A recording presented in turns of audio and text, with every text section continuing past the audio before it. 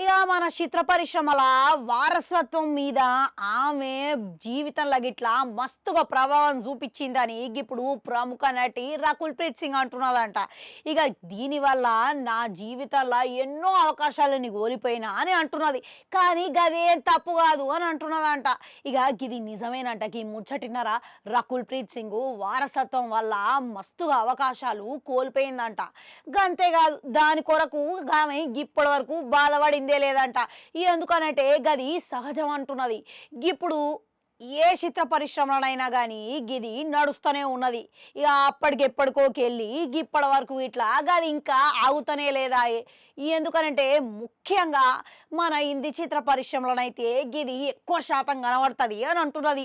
ఇప్పుడు గా ముచ్చట పక్కకు పెడితే ఇట్లా ఈ వారసత్వం అనేది ఇప్పుడు వాళ్ళ తల్లిదండ్రుల పడ్డ కష్టం అని అంటున్నది. ఇక ఈ గౌరవం మొత్తం తల్లిదండ్రులకే దక్కుతుంది అని అంటున్నది. ఎందుకనంటే చిత్ర పరిశ్రమలో ఎవరు అడుగు పెట్టాలన్నా సరే కానీ వారసత్వంతో అడుగు పెడితే చాలా సునాయసంగా పని జరిగిపోతుంది అని అంటున్నదన్నమాట.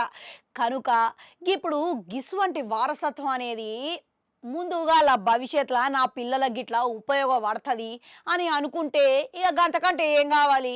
ఇక నా పిల్లలకి నేను ఎట్లనైనా ఉపయోగపడాలంటే ఏవైనా చేస్తా, నేను వాళ్ళకి అండగా నిలుస్తా అని అంటున్నదంట రకుల్ ప్రీత్ సింగ్. ఇక వాళ్ళు జీవితంలో ఒకవేళ పరిశ్రమలో అడుగు పెట్టాలనుకుంటే నా వంతు సాయం అయితే చేస్తా అని అంటున్నది. ఇక గంతే కాదు ఈ అమ్మడు గీమె ముచ్చట ఇట్లా చెప్తున్నది. గది ఏంటంటే నేను ఎప్పుడైతే మొదట్లా చిత్ర పరిశ్రమలో అడుగు పెట్టినో ఎస్వంటి అండ లేకుండా అడుగు పెట్టిన. ఇక నేను చాలా కష్టపడి గీ స్థాయిలో నిల్చున్నానంటే గిదంతా నా సొంత కష్టము అని అంటున్నది, నా సొంత కృషి అని అంటున్నది. పైగా ఇప్పుడు నా పిల్లలకు గదే ముందుగా ఉపయోగపడుతుంది అని అంటే గంతకంటే మీకు ఇంకేం కావాలి అని అంటున్నది. ఇక మీకేమనిపిస్తున్నది చెప్పురి. ఇక నిజంగానే ఈ వారసత్వం అనేది ఇంకా పరిశ్రమలలా నడుస్తున్నది అంటారా? మరి ఇది ఎంతవరకు సబబ్ అంటారు? ఇక మీరే చెప్పురి, కామెంట్లలో పెట్టురి. అట్లనే గట్టుంటే అది కూడా నొక్కరి మళ్ళొస్తా.